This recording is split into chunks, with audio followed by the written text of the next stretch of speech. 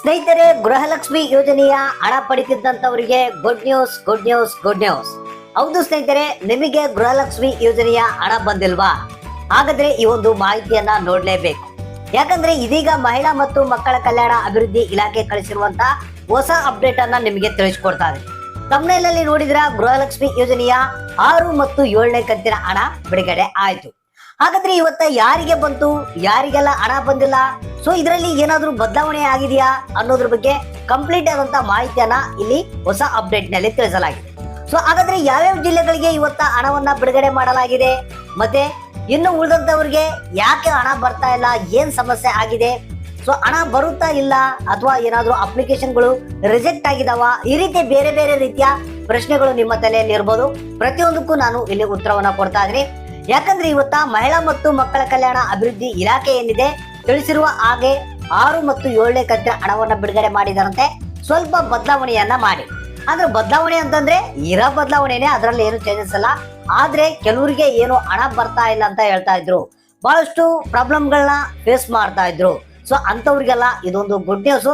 ಯಾಕಂದ್ರೆ ಅತಿ ಶೀಘ್ರದಲ್ಲೇ ನಿಮ್ಗೆ ಏನು 8ನೇ ಕಂತಿನ ಹಣ ಬಿಡುಗಡೆ ಮಾಡ್ತಾ ಇದಾರಂತೆ. ಸೊ ಅಷ್ಟೊಳಗಡೆಗಾಗಿ ಈ ಒಂದು ಪೆಂಡಿಂಗ್ ಇರುವಂತ ಹಣವನ್ನ ಬಿಡುಗಡೆ ಮಾಡ್ಬೇಕಂತ ಹೇಳಿ ಸೊ ಇವತ್ತ 6 ಮತ್ತು 7ನೇ ಕಂತಿನ ಹಣವನ್ನ ಬಿಡುಗಡೆ ಮಾಡಲಾಗಿದೆ. ಹಾಗಾದ್ರೆ ಬನ್ನಿ, ಇನ್ನು ಹೆಚ್ಚಿನ ಒಂದು ಮಾಹಿತಿಯನ್ನ ತಿಳಿಸ್ಕೊಡ್ತಾ ಇದೀನಿ. ವಿಡಿಯೋ ನೋಡುವಂತವ್ರಿಗೆ ಒಂದೇ ರಿಕ್ವೆಸ್ಟ್, ವಿಡಿಯೋನ ಪೂರ್ತಿಯಾಗಿ ನೋಡಿ, ವಿಡಿಯೋಕ್ಕೆ ಒಂದು ಲೈಕ್ ಅನ್ನ ಕೊಟ್ಟು ನಮ್ಮ ಚಾನಲ್ಗೆ ಸಪೋರ್ಟ್ ಅನ್ನ ಮಾಡಿ. ಸ್ನೇಹಿತರೆ, ಮಹಿಳಾ ಮತ್ತು ಮಕ್ಕಳ ಕಲ್ಯಾಣ ಅಭಿವೃದ್ಧಿ ಇಲಾಖೆ ಇದೀಗ ಕಳಿಸಿರುವಂತಹ ಹೊಸ ಅಪ್ಡೇಟ್ ಪ್ರಕಾರ ಇವತ್ತ ಏನಿದೆ ಗೃಹಲಕ್ಷ್ಮಿ ಯೋಜನೆಯ 6 ಮತ್ತು 7ನೇ ಕಂತಿನ ಹಣವನ್ನ ಬಿಡುಗಡೆ ಮಾಡಲಾಗಿದೆ. ಒಟ್ಟಿಗೆ 4,000 ರೂಪಾಯಿ ಹಣ ನಿಮ್ಮ ಖಾತೆಗಳಿಗೆ ಜಮಾ ಆಗಿರುವಂತದ್ದು. ಸೊ ಯಾರಿಗೆ ಬಂತು, ಯಾರಿಗೆ ಇಲ್ಲ ಅನ್ನೋದ್ರ ಬಗ್ಗೆ ಹೆಚ್ಚಿನ ಒಂದು ಮಾಹಿತಿಯನ್ನ ನಾವು ತಿಳಿಸ್ಕೊಡ್ತಾ ಇದೀವಿ. ಸ್ನೇಹಿತರೆ, ಇಲ್ಲಿ ಮೊದಲಿಗೆ ಕೆಲವೊಂದು ಸ್ವಲ್ಪ ಬದಲಾವಣೆಯನ್ನ ಮಾಡಿ ಇವತ್ತ 6 ಮತ್ತು 7ನೇ ಕಂತಿನ ಹಣವನ್ನ ಬಿಡುಗಡೆ ಮಾಡಿದ್ದಾರೆ.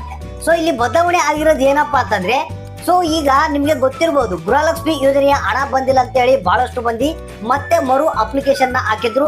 ಸೊ ಅಂತವರಿಗೆ ಅಪ್ಲಿಕೇಶನ್ ಹಾಕಿದಂತವ್ರಿಗೆ ಈಗ ಗೃಹಲಕ್ಷ್ಮಿ ಯೋಜನೆಯ ಹಣ ಜಮಾ ಮಾಡಲಾಗಿದಂತೆ. ಬಹಳಷ್ಟು ಮಂದಿ ನನಗೆ ತಿಳಿಸಿರುವ ಪ್ರಕಾರ ಕೂಡ ನಾವು ಅರ್ಜಿಯನ್ನ ಸಲ್ಲಿಸಿದ ಮೇಲೆ ಗೃಹಲಕ್ಷ್ಮಿ ಯೋಜನೆಯ ಹಣ ಬರ್ತಾ ಇದೆ ಅಂತ ತಿಳಿಸಿದ್ದಾರೆ. ಸೊ ಅದೇ ಪ್ರಕಾರ ಇವತ್ತು ಹೊಸದಾಗಿ ಮತ್ತೆ ಯಾರು ಅರ್ಜಿಯನ್ನ ಸಲ್ಲಿಸಿದ್ರು, ಮರು ಅರ್ಜಿನ ಅವರಿಗೆ ಹಣ ಬಿಡುಗಡೆ ಆಗಿದಂತೆ. ಸೊ ಇನ್ನೊಂದು ಬದಲಾವಣೆ ಏನಪ್ಪಾ ಅಂತಂದ್ರೆ ಇದರಲ್ಲಿ, ಸೊ ಬಹಳಷ್ಟು ಮಂದಿಗೆ ಈ ಒಂದು ಹಣ ಬಂದಿಲ್ಲ ಅಂತ ಹೇಳಿ ಸ್ಟೇಟಸ್ ಅನ್ನ ಚೆಕ್ ಮಾಡಿದಾಗ ಹಲವಾರು ರೀತಿಯ ಬೇರೆ ಬೇರೆ ರೀತಿಯ ಕಾರಣಗಳನ್ನ ಅಲ್ಲಿ ಸ್ಟೇಟಸ್ ನಲ್ಲಿ ತೋರಿಸ್ತಾ ಇತ್ತಂತೆ. For example GST pair, tax pair ಅಂತ ತೋರಿಸ್ತಾ ಇತ್ತಂತೆ, ಅಥವಾ ಬೇರೆ ರೀತಿಯ ಒಂದು ಕಾರಣಗಳನ್ನ ತೋರಿಸ್ತಾ ಇದ್ದಂತೆ. ಸೊ ಇನ್ನು ಮುಂದೆ ಆ ಒಂದು ಪ್ರಾಬ್ಲಮ್ಸ್ ಆಗೋದಿಲ್ಲ, ಯಾಕಂದ್ರೆ ಅವುಗಳನ್ನ ಪ್ರಾಬ್ಲಮ್ ನ ಸಾಲ್ವ್ ಮಾಡಿ ಈಗ ಹಣವನ್ನ ಬಿಡುಗಡೆ ಮಾಡಿದಾರಂತೆ. ಸೊ ಅದ್ರ ಜೊತೆಗೆ ಇವತ್ತ 6 ಮತ್ತು 7ನೇ ಕಂತಿನ ಹಣ ನಿಮ್ಗೆ 22 ಜಿಲ್ಲೆಗಳಿಗೆ ಬಿಡುಗಡೆ ಆಗಿರುವಂತದ್ದು. ಸೊ 22 ಜಿಲ್ಲೆಗಳ ಹೆಸರುಗಳು ಈ ರೀತಿಯಾಗಿವೆ: ಬಾಗಲಕೋಟೆ ಜಿಲ್ಲೆ, ಹಾವೇರಿ ಜಿಲ್ಲೆ, ಬೆಂಗಳೂರು ನಗರ, ಕೊಡಗು, ಮತ್ತೆ ಕೋಲಾರ, ಬೆಂಗಳೂರು ಗ್ರಾಮಾಂತರ, ಬೆಳಗಾವಿ, ಕೊಪ್ಪಳ ಜಿಲ್ಲೆ, ಇನ್ನು ಮಂಡ್ಯ ಜಿಲ್ಲೆ, ಬೀದರ್ ಜಿಲ್ಲೆ, ವಿಜಯಪುರ ಜಿಲ್ಲೆ, ಮೈಸೂರು ಜಿಲ್ಲೆ, ರಾಯಚೂರು ಜಿಲ್ಲೆ, ಚಾಮರಾಜನಗರ, ಇನ್ನು ರಾಮನಗರ, ಚಿಕ್ಕಬಳ್ಳಾಪುರ, ಚಿಕ್ಕಮಗಳೂರು, ಶಿವಮೊಗ್ಗ, ಚಿತ್ರದುರ್ಗ, ತುಮಕೂರು, ಅದ್ರ ಜೊತೆಗೆ ದಕ್ಷಿಣ ಕನ್ನಡ, ಉಡುಪಿ. ಇಷ್ಟು 22 ಜಿಲ್ಲೆಗಳಿಗೆ ಇವತ್ತ ಗೃಹಲಕ್ಷ್ಮಿ ಯೋಜನೆಯ 6 ಮತ್ತು 7ನೇ ಕಂತಿನ ಹಣವನ್ನ ಬಿಡುಗಡೆ ಮಾಡಲಾಗಿದೆ.